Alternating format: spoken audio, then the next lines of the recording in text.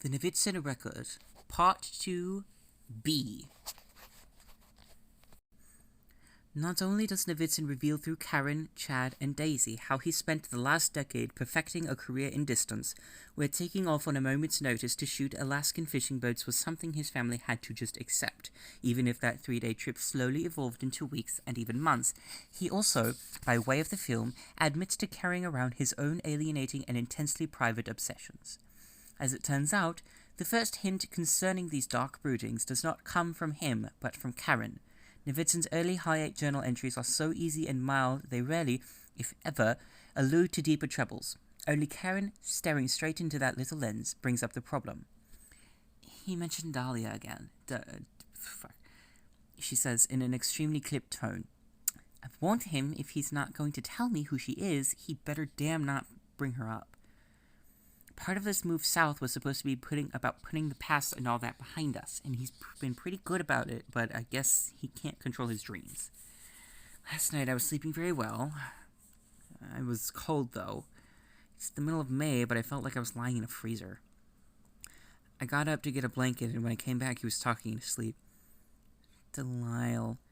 Just like that, out of the blue. And I'm certain because he said her name twice. Almost shouted it. As it turns out, Karen was not the only one who was kept in the dark about Delilah. Even friends and fellow photojournalists who had heard Navidson use the name before never received any sort of explanation.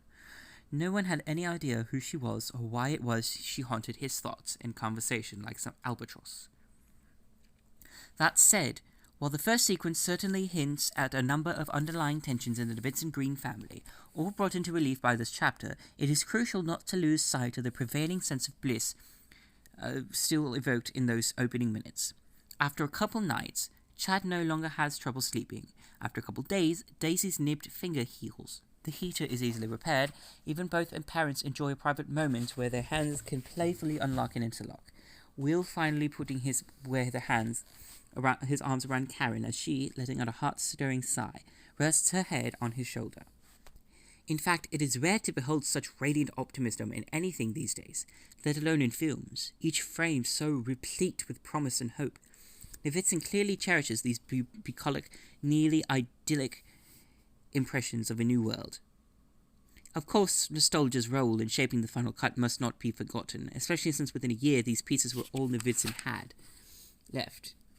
Karen and the children, a mere blur racing down the staircase, the pointillism of their pets' paw prints caught on the dew-covered lawn, or the house itself, an indefinite shimmer, sitting quietly on the corner of Succoth and Ash Tree Lane, bathed in afternoon light. Part 3. It is no accident that the photographer becomes a photographer any more than the lion tamer becomes a lion tamer. Dorothy Lane. Why Navidson? Why not someone else? When the great Florentine howls, Majo perché venirvi o chi la consil, io non enea, io non Paulo sono. Homo's rivals call him a coward and orders him to get moving because the powers above have taken a personal interest in his salvation. For Hill's cartographer, the answer is mildly satisfying. For Davidson, however, there is no answer at all. During explanation number 4, he even asks aloud, how the fuck did I end up here? The house responds with resounding silence. No divine attention, not even an amorotic guide. Some have suggested that the horrors Navidson encountered in that house were merely manifestations of his own troubled psyche. Dr. Ivan Van Polet, in his book The Incident, claims the entire house is a physical incarnation of Navidson's psychological pain. I often wonder how things might have turned out if Will Navidson had, how we shall say, done a little bit of house cleaning. While Polet is not alone in asserting that Navidson's psychology profoundly influenced the nature of those rooms and hallways, few believed it conjured up the place. The reason is simple. Navidson was not the first to live in the house and encounter its peril. As the Navidson's real estate agent Alicia Rosenbaum eventually revealed, the house on Ash Tree Lane has had more than a few occupants, approximately 0.37 owners every year, most of whom were traumatized in some way. Considering the house was supposedly built back in 1720, quite a few people have slept and suffered within those walls. If the house were indeed the product of psychological agonies, it would have been the collective product of every inhabitant's agonies. It is no great coincidence that eventually someone with a camera and a zest for danger would show up at this mead hall and confront the terror at the door. Unfortunately, for audiences everywhere, that someone possessed extraordinary visual talents. Navidson's trouble may not have created the house, but they did ultimately shape the way he faced it. Navidson's childhood was bleak. His father was a St. Louis salesman who worked for a string of large electronics corporations, shuttling his family around the Midwest every 2 or 3 years. He was also an alcoholic and prone toward violent outbursts or disappearing for long periods of time. Navidson's mother was no better. She soon left them all to pursue a career as an actress and ended up living with a string of not-so-productive producers. Purportedly, in her own words, all she ever wanted to do was bring down the house. Navidson's father died of a congestive heart failure, but his mother just vanished. She was last seen in a Los Angeles bar smoking cigarettes and talking about moonlight and why you could find so much of it in Hollywood. Neither Will nor his twin brother Tom ever heard from her again. Because the enormous narcissism of their parents deprived Will and Tom of suitable role models, both brothers learned to identify with absence. Consequently, even if something beneficial fortuitously entered their lives, they immediately treated it as temporary.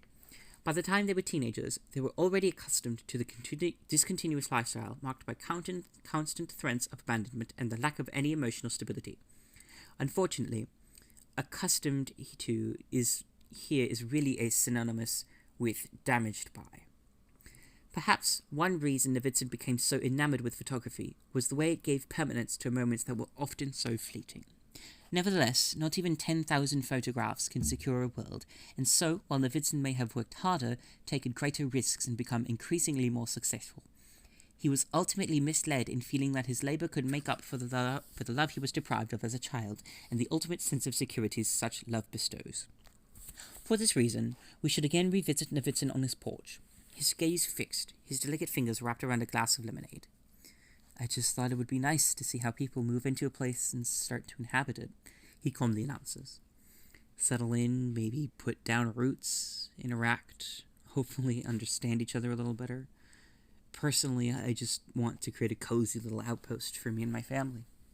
A pretty innocuous and laconic rumination, and yet it contains one particularly nettlesome word. By definition, outpost means a base, military or other, which while safe inside, functions principally to provide protection from hostile forces found on the outside. This has always seemed a bizarre word to choose to describe a small house in the Virginia countryside, but it does shed some light on why Navidson undertook this project in the first place. More than just snapping a few pictures and recording daily events in a few high eights, Navidson wanted to use images to create an outpost set against the transience of the world. No wonder he found it so impossible to give up his professional occupation. In his mind, abandoning photography meant submitting to loss. Therefore, to revisit our first two questions, why Navidson? Considering the practical pre-adamant history of the house, it was inevitable someone like Navidson would eventually enter those rooms. Why not someone else?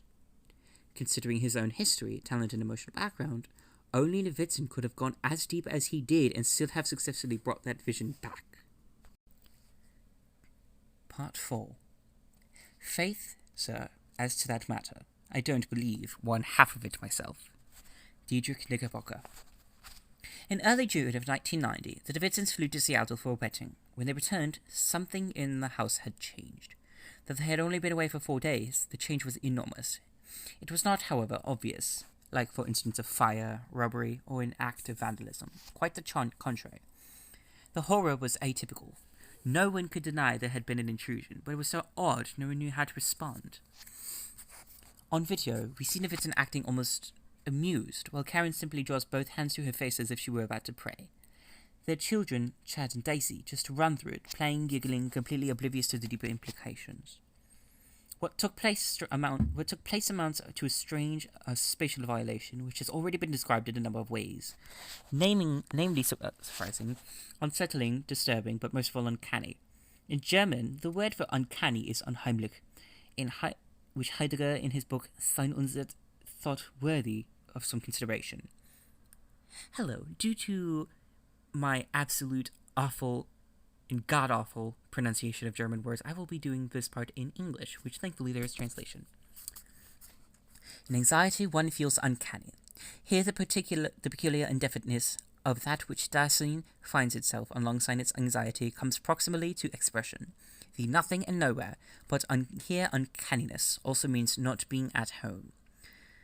In our first indication of the phenomenal character of Dasein's basic state, and in our clarification of the existential meaning of being in as distinguished from the categorical signification of insideness, being in was defined as residing alongside.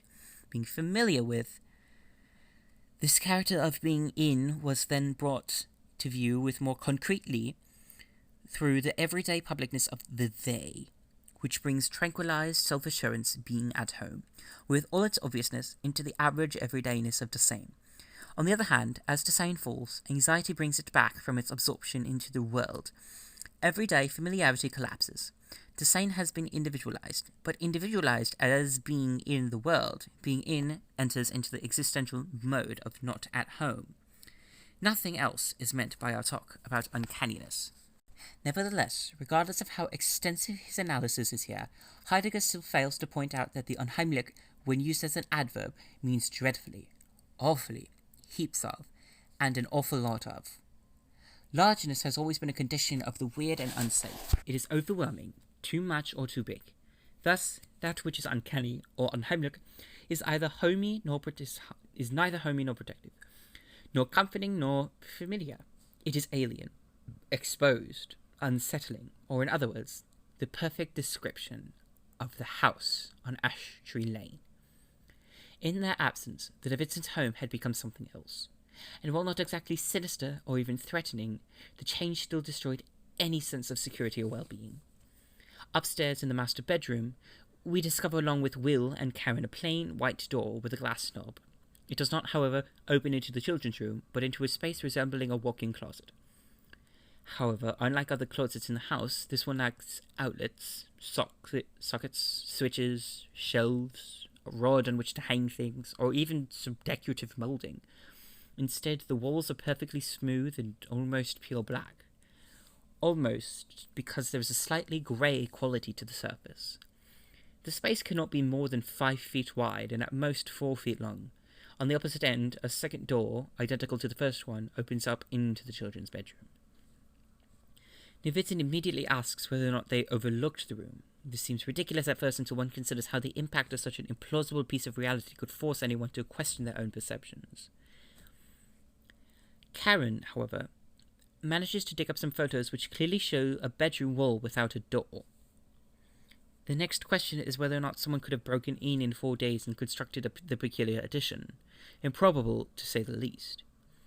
Their final thoughts is that someone came in and uncovered it, just installed 2 doors. But why? And for that matter, to quote Ralk, where? Navidson does check the hiates, but discovers that the motion sensors were never triggered, only their exit and re-entrance exits on tape. Virtually a week seamlessly elided, showing us the family as they depart from a house without that strange interior space, present only to return to a fraction of a second later to find it already in place, almost as if it had been there all day long. Since the discovery occurred in the evening, the Navidsons' inquiry must wait until morning, and so while Chad and Daisy sleep, we watch Karen and Will suffer through a restless night. Hillary, their 1-year-old Siberian Husky, and Mallory, their tabby cat, lie on either side of the 24-inch Sony television unperturbed by the new closet, or the flicker from the tube or the drone from the speakers. Letterman, new revelations regarding the Iran-Contra affair, which reruns the traffic of information assuring everyone that the rest of the world is still out there, continuing on as usual, even if 2 new doors now stand open, providing a view across the new space of darkness, from a parent's room to children's room, where a tiny nightlight of the Starship Enterprise burns like some North Star. It is a beautiful shot, in fact, the composition of elegant balance of colours, not to mention the lush contrast of lights and darks, are so exquisite they temporarily distract us from any questions concerning the house, or events unfolding there. It seems a perfect example of Davidson's unparalleled talent and illustrates why few, if any, could have accomplished what he did, especially towards the end.